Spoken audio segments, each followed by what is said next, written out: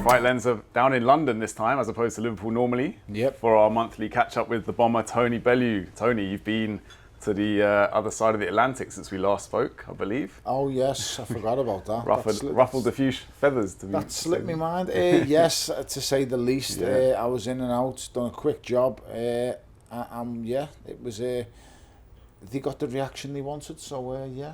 Yeah. I have no intention of calling Jake Paul out. I've got no intentions of fighting him. No. But I just wanted to let it be known that, you know, if he's going to face a granddad, why not go a step further and face a great granddad? Yeah. Norman of Paddy Power was absolutely flying. Yeah, it was great stuff, man. Brilliant content. Got the people talking, and the timing was perfect for us as well because it was literally the day after we did our last chat. So it was. So all worked out well. Did you actually get to speak to Jake Paul face to face, or was he ducking you?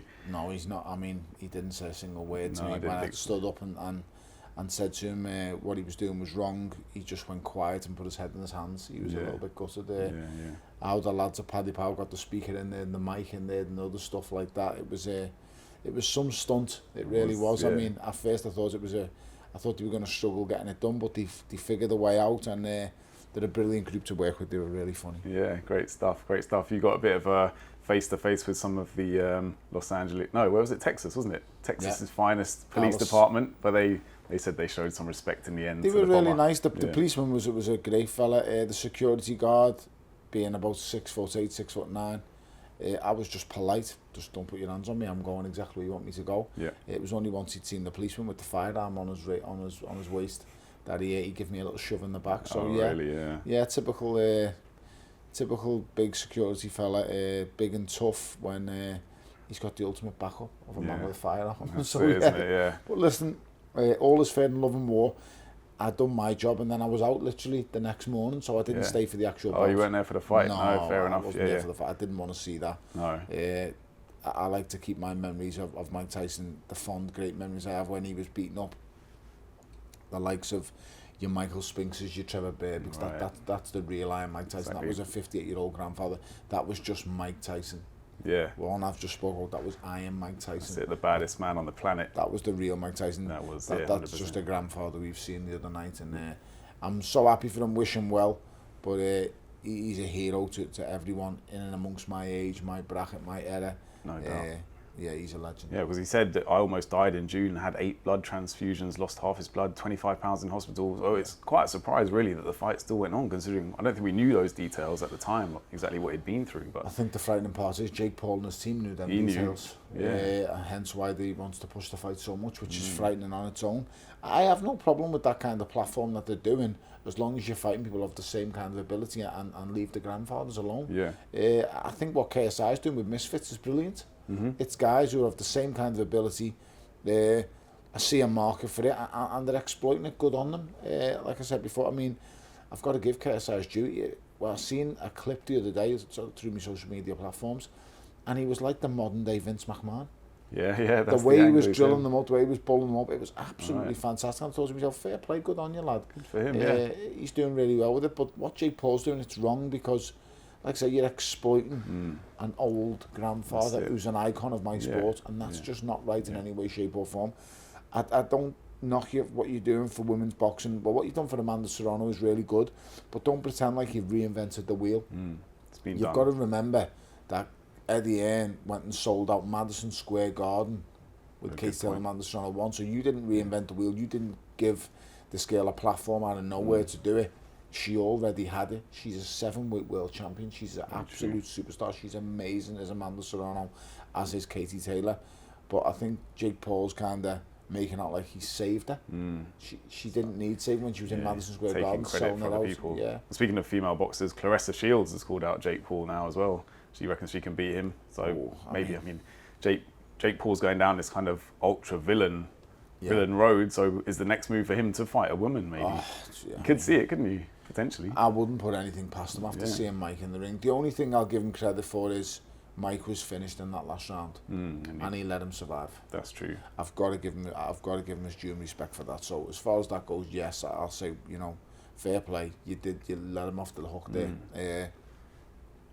Fighting a woman, I don't think he'd do that. But then I can't put anything past him. Listen, how low will he go? And that's the question. He's a brilliant businessman. He's very good at what he does. He picks his mark, and it works for him. So yeah, good luck to him. Just stay away from the granddads. Well, this is it. And all the kind of Carl Froch's claim that the match was rigged. They come out and made the statement, rigging a professional boxing match is a federal crime in the United States of America. So do you think it was rigged or scripted, or do you think Froch said it was rigged? Yeah, he said he'd heard that there was kind of clauses in the contract that no one could be knocked out. I don't believe that for a single second. No, it's hard not to a believe. chance. I don't believe it was rigged.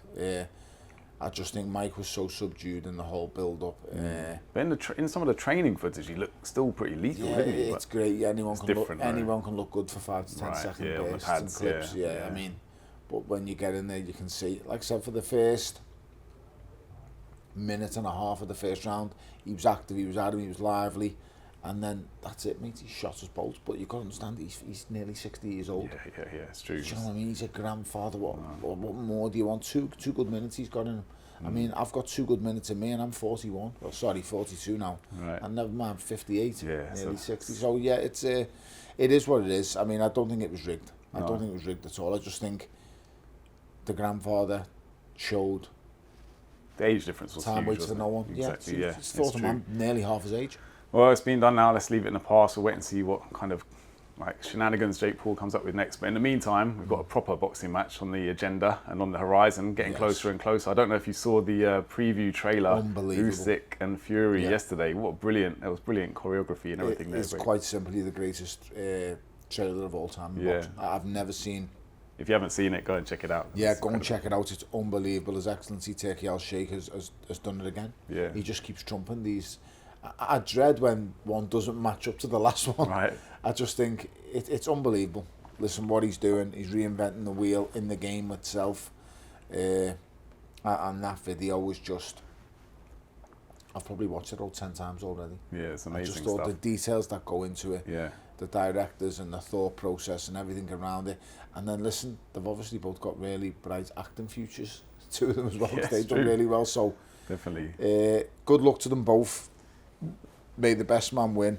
Yeah. Well, Fury's been saying that he clowned around too much before the first fight, so that sounds like he's going to be strictly business this time around. Do you think that'll make a difference? His mindset, focused, and he had the tragedy the first time around with his sadly unborn son or daughter. Yeah. So this time around, maybe he's going to be more laser focused than he was the first time. Yeah, but you'd hope so. I'd say the tragedy come literally is so close to the fact that he didn't know, but what he's gone through in his personal life is just I can't even bear to think and comprehend. So yeah, thoughts and wishes are with him and his family, but may the best man win on the night. And I've said before, I'll say it again, I just think I can't see past Alexander Usyk. I just think the guy's an absolute machine. Don't get me wrong, at Tyson Fury's size and weight, he shouldn't lose, if I'm being totally honest. When you have advantages like that, you shouldn't lose, but if anyone's going to beat him, it was obviously going to be Alexander Usyk. Yeah, maybe we'll see a different referee I presume there is a different referee this time. The last one, Fury got a little bit fortunate, some might say. Fortunate's an understatement. Yeah. I mean, he literally saved his bacon in that round. He saved his backside. He really, really did. So, as I said, it is what it is. We'll find out. We'll get all the answers on December the 21st. Yeah. Is Alexander Usyk going to cap off an unbelievably good career and walk into the sunset, into the sunlight? What a great way to sign off it would be. Yeah. Or is he going to, finally falter and lose that unbeaten streak? We would need a trilogy, wouldn't we, after that, if that does happen? Yeah. But we'll have to wait to see. Big John Fury, his cameo in the preview was quite something. But we saw him at the Tommy Fury Darren Till press conference. We haven't seen a lot of him in the actual Fury Usyk build-up, have we? He seems to have been steering clear of it. I think the kids have let themselves do the talking. So they should. No one wants the father stepping up on a stage and taking over things, to be totally honest. I mean, I wouldn't. I kept my father right by my side my whole career, but never once did he speak up. Yeah. And I think that was the right place for him to be. I think it's a little bit different with Tommy Fury because he's training Tommy Fury and he's Tommy's trainer. So good point. Yeah. I get it with Tommy, but with Tyson, you're his dad. You're not his coach. You're not his mentor. You're his dad. Be his dad. But listen, he's obviously a good father. He's done a good job with his kids. I just think his behaviour is completely inappropriate at times, and some of the things he says, I just think, wow. Yeah, he hasn't got no filter, is he really? No, at all, yeah. But he's old school, and he's one of them. But it is what it is. like I said before, you wish them all luck and hope for the best for everyone. For sure. I think as British fight fans, we'll be all rooting for Tyson Fury. Well, most people will be. And Anthony Joshua as well, you'd imagine, will be, because he's still got his eyes on those belts, and he's probably thinking, I've got a better chance of taking him off Tyson Fury than off Alexander Usyk next year. Yeah, I mean, I think the last thing on Anthony Joshua's mind right now is one of them two. I think his goal and his focus will be on Daniel Dubois. But at the same time, he'll just be thinking to himself, I'll watch it, I'll enjoy the fight, I'm a spectator, I'm a fan watching it. But I'm sure he'll have Daniel Dubois on his mind at some stage. Well, we said Eddie Hearn has said AJ won't be fighting until May or June next year now, and a Dubois rematch is still on the cards. Have you heard anything from AJ or from Eddie specifically, or is that just kind of what's floating around out there? I think that's just what's floating around, and it is what it is, really. I mean, he'll make the decision when he sees fit. You'd have to understand, when you're in a position of someone like AJ's power, then you dictate what you want and when you want it. So if he feels like a 6-month break, he's going to have it. And no one can tell him he can't. No, I think it's probably wise for him to take that. Like I say, he had such a busy calendar 12 months. I think over 14, 15 months, it was a 4-fight period. And it's unreal how active he was. He's just been very unfortunate to stumble across a Daniel Dubois that wouldn't be stopped. Top form at that point in time. And he turned up with a game plan. It backfired badly, you know. He basically turned up to a gunfight with a knife, and he just wasn't able to get his shots off as early as anticipated. But I wouldn't doubt that he'll be back for a single second, as long as he's still got the hunger and the desire. Because to want to be at that very top level, he'll be back. Eddie Hearn, a quote from him here: "Win or lose, we can fight Fury next summer. If Fury wins, AJ will fight him for the world title, making it the biggest fight in boxing. It would be frustrating to commit to a Dubois rematch and miss out on Fury." So it's kind of like a chess game, isn't it? At this point, you've got to wait for the right time to make your move, knowing that if you fight Dubois, lose again, maybe Fury goes elsewhere. Or it's a smart move to sit and wait. Just let it all unfold in front of you, and then all he has to do is make a decision in January. Enjoy Christmas, enjoy your New Year. Pressure's off for now. And just enjoy your time. Matchroom are making moves elsewhere. They've signed Patrick Brown, British Olympian, cruiserweight. Do you think that's obviously a good signing, quite an exciting one for them? He looks like a talent. He looks like a big talent. There's a lot of noise in and around the GB squad about him, how good he can be, what he's going to do. And he's a big old lump. I met him for the first time on Saturday. He's a big boy. So big lump. Still quite young, isn't he? 25. In that division, yes. Yeah, true. You know, when you're starting off in the cruiserweight division, he's obviously, as cruiserweights, we're heavyweights who have to make weight. And he's a big old boy. So at that age, he's not going to be at his peak for at least another 7 years. And then that's when he'll be at his physical peak. It'll be interesting to see how he goes. He'll soon understand the professional game is a completely different game to the amateur boxing. Very much so, yeah. Very much so. It's like, you know, rugby and football are both played with the ball, are they similar? Completely, you know, I think last time we spoke was it just before Chris Billam-Smith's fight? And obviously didn't go to plan for him, but a very talented opponent that he faced. I picked Zerdo. Gilberto Ramirez is someone very awkward. Does things that cruiserweights don't usually do. Boxes really well, on the back foot, on the front foot. Hand speed's decent, combination punching, and Chris Billam-Smith just couldn't adapt. Don't get me wrong, he didn't get beat up, he didn't lose by a landslide, didn't get smashed, but he lost. You know, he lost most of the rounds. It was clear to see that Gilberto Ramirez was just on a different level. Just unfortunate. Chris Billam-Smith's a really good fighter. Is coming into, you know, some of the best parts of his career. I think the wins over Riakporhe and Nicoli are standout wins. I think Shane McGuigan done a great job with formulating game plans in them fights, but it just didn't work against Ramirez. Fair play. We'll hope he can bounce back. He said if he gets back in the ring, it'll be at world level. He's not going to go back down. So good on him. We'll see what he does. Sonny Edwards at the weekend. He's given up on boxing after that. I mean, we saw him in the corner after the second round, saying to his corner men that he didn't want to go on, which is quite a surprise to see. If you had been in that corner, would you have thrown the towel in, or did you motivate him to get back out there? Because it's a difficult one, isn't it?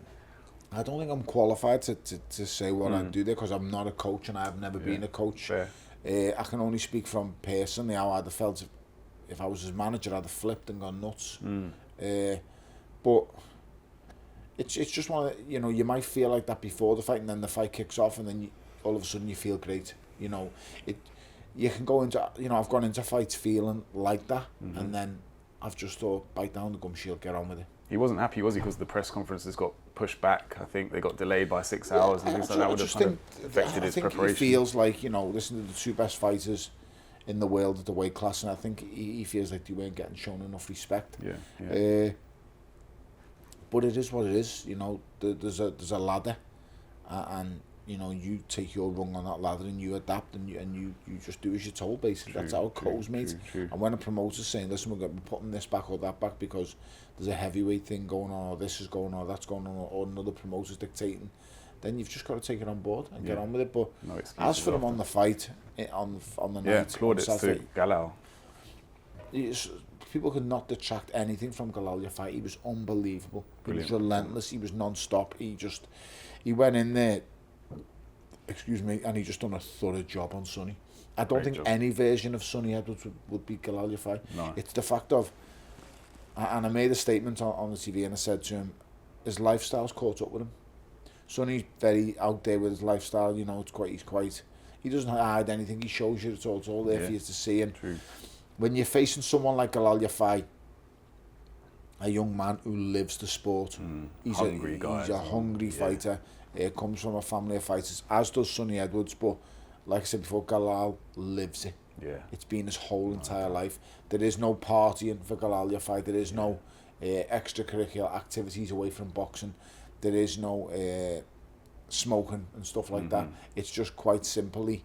And Sonny said this, I'm not saying anything that people don't know. Sonny said he's been smoking since he was a kid. Yeah, it's not ideal as a boxer. It's just, when you get being asked questions by someone like Galal Yafai, you're being asked questions of your mental fortitude, you're being asked questions of your durability, your fitness levels. They're the kind of things that when you get asked them questions, when you draw upon them things, you've got to be in the best shape, physically, mentally, every way possible.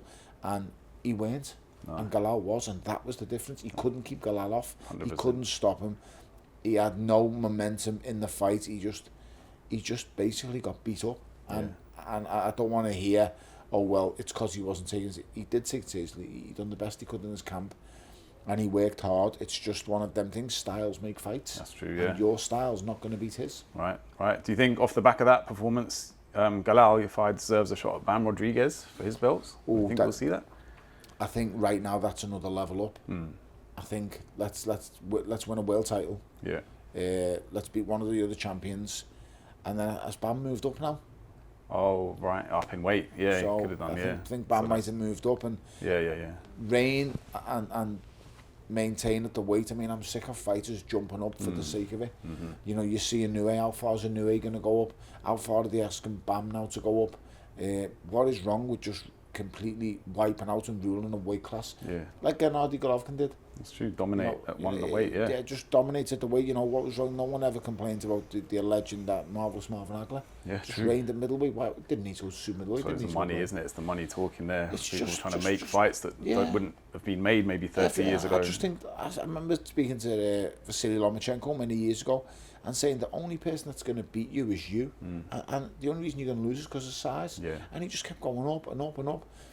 And I've always thought the same about Usyk. I thought the only thing that can beat Usyk, no one's going to outbox Alexander Usyk. No one's going to outbox Vasily Lomachenko. It's just size. These guys are so big. A good big guy will beat a great little guy. Yeah, power talks at the end of the day. It's just a size, and that's just boxing, in my opinion. But I'm sick of seeing too many fighters jump up in weight classes. Dominating. It's dangerous as well, isn't it? From a boxer's weight point of view. Exists for a reason. Yeah, true. Hamza Shiraz. We know you're a big fan, as we are too. He will fight Carlos Adames for his WBC middleweight title in Saudi Arabia on February the 22nd. Is that good matchmaking for you? Great fight. Yeah. Great fight. Really good matchmaking. Hamza has every trick in the book. He's got it all. I just think now he's just lacking that little bit of championship experience. That fight against Damo Williams will stand him in really good stead. He got wobbled, didn't he, a bit early on? I mean, you know, he got nailed, he got caught, but I just think it'll stand him in such good stead now going into these title fights. he's someone who I'm really excited about. Super bright future. And the only way is up for Hamza Shiraz, in my opinion. As I said, once you've got the belt, let's maintain. Let's make the right defence at the right time. Stay busy, stay active, and then listen. His frame is going to allow him to grow in through the weight divisions. But at the same time, you're young. There is no rush. Take your time. Bide your time. You've got a long career ahead of you. Speaking of staying active, Derek Chisora. Still staying active and looking to fight Francis Ngannou in his 50th fight in Africa as well. What an event that could be if he gets through. He's already fighting Otto Wallin first, So, that's 2 fights lined up for Derek. It is, and he's always busy, and I expect him to. Do you know what? It'll be a hard fight against Otto Wallin because he's going to have to put it on him early and land something of significance. Because Otto Wallin is a problem, as we've seen in the Tyson Fury fight. Yes, true. AJ made light work of him, yes, but AJ's a completely different competitor to Derek Chisora. Derek's the kind of fighter who wears you out, but he takes so much while wearing you out. True, he's a late knockout specialist, really, isn't he, Derek? And against Otto Wallin, he's got to, he's going to have to start quick, and he's going to have to draw Otto Wallin into a war. Because if he allows Wallin to box at his own pace, at his own rate, he's going to lose on points. He has to start quick. He has to put it on him, and he can. Make no mistake, Derek Chisora has that in his locker, and I'm hoping he gets the job done and knocks Otto Wallin out. Yeah, we hope so. And then maybe Ngannou down the line if he wins that. That's in nuts. Africa. It's huge. Crazy. What a huge night. Another kind of rumble in the jungle type scenario, be nuts. It will be absolutely crazy. I mean, Francis Ngannou's a big guy, a big dangerous fighter, and he's someone I wouldn't like to have a roll around with in the street. I mean, I'll happily take it in a boxing ring, but I wouldn't be going anywhere near him in the street. I don't think many would be. He is literally Thanos. Chris Eubank Sr. was recently asked for his current pound-for-pound best boxer in the world. I think you might be surprised at his answer. Maybe not. He said the Mexican monster, David Benavidez. Undefeated, to be fair. Okay. Benavidez is a very good fighter. Very good fighter. Fast hands, strong puncher, good work rate. Not your typical standout Mexican, but he does so many good things. He can be slick when he needs to be. Got decent defense.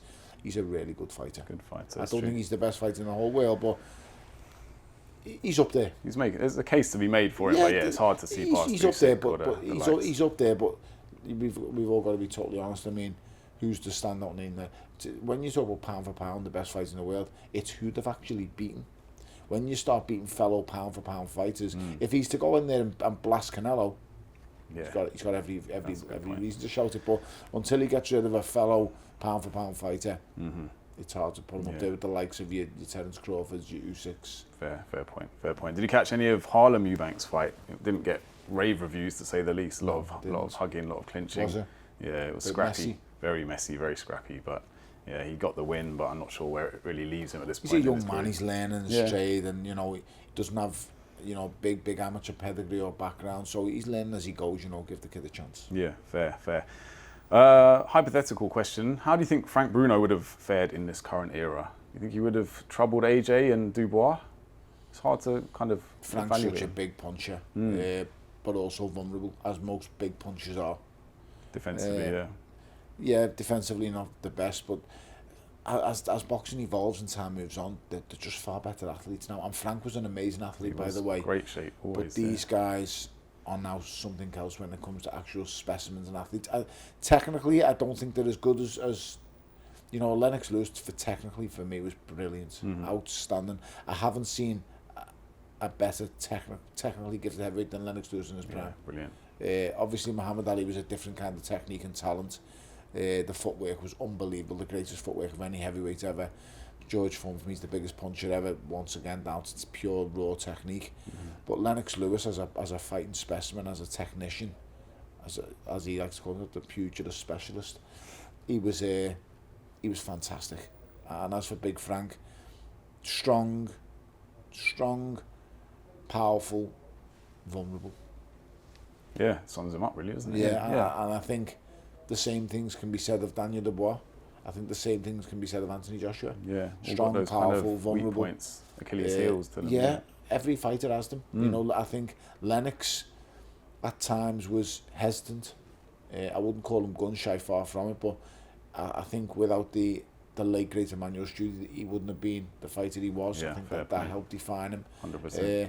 And every lion needs a lion tamer, shall we say? Yeah, good point. Lennox had his in the late great Emmanuel. Yeah, yep.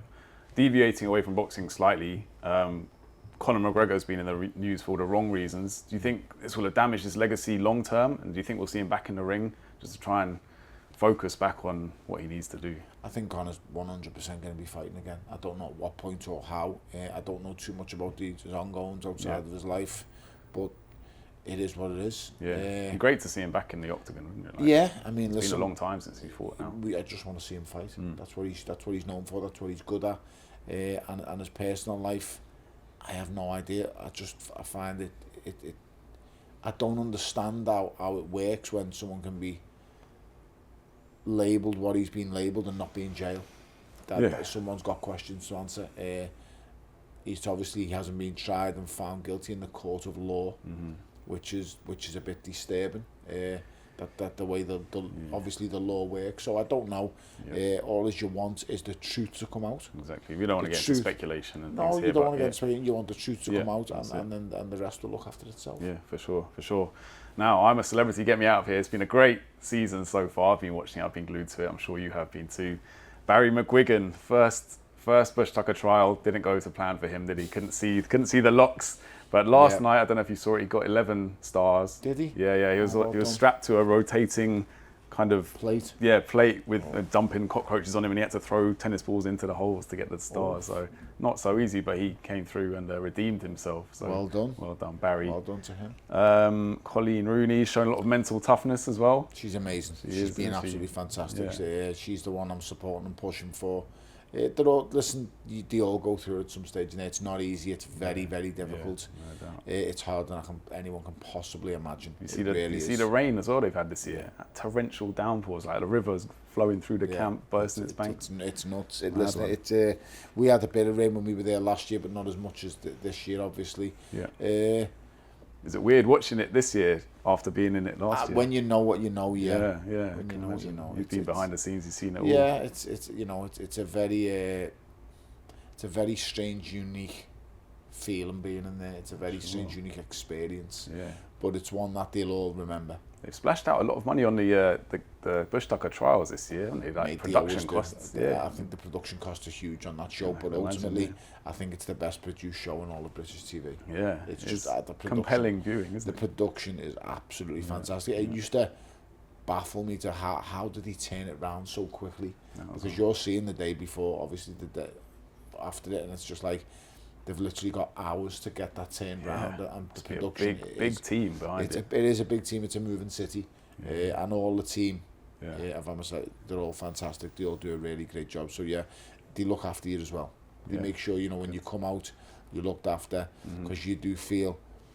If you feel like you've been away for months because it's gone so slow in there, totally cut off, and also you just your mind is everywhere. Like it takes a good 2 or 3 weeks to get your head round it again. Adapt back to reality. And then it's scary how your mind and body adapts to things when you're put in certain situations.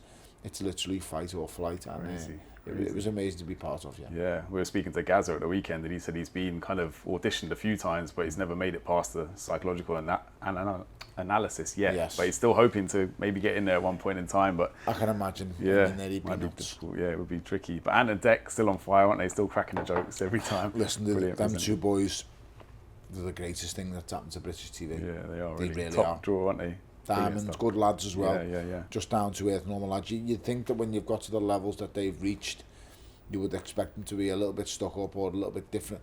They're just super brilliant lads, and they are exactly how they seem. They really are. It's great. We've seen them grow up through the years, haven't we? As fellow Brits, from Biker Grove all the way through. Yeah, legends. So who's your tip to win it then, Colleen? You think? I'm backing Colleen 100%. I just think. She'll have the Scouse vote, won't she? Mate, she's brilliant. She's absolutely fantastic. She's doing Scousers proud. Yeah. And she's done amazing. So I'll be pushing for her. Yeah, we'll see. And when does it finish then? This weekend, I suppose, is it? Or so I think they're coming up now to it nearly. Yeah, because they're just starting to get people voted off. More weeks ago. Yeah, a week to go. Well, wait and see what happens. But stay tuned. We've got Usyk Fury. I presume we'll be talking after that, won't we? So most definitely. Stay tuned. That's going to be a big one. Yeah. I'm trying to think of the other fights out there. We forgot to talk about the kind of the culinary duck with Boots and Virgil Ortiz. Oh about yes, the weight. that's true. Yeah. That's so I don't know how that's going to plan out. I there. hope Boots wants the challenge and takes it, because I actually think he is one of the best fights in the whole world. Brilliant fighter, I rate Boots Ennis, I really do. That fight's got to happen, because, you know, as I say, Virgil Ortiz is a big puncher, good fighter, still unbeaten, and I just think these guys should want to test themselves against the very best. Yeah. No messing around, just get at it. Both promoters wanted it to happen. Both the fighters seemingly wanted it to happen.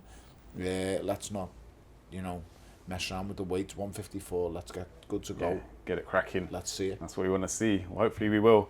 Tony, once again, a pleasure, and enjoy the rest of your day. Absolute Thank you. Pleasure. Stay tuned, guys.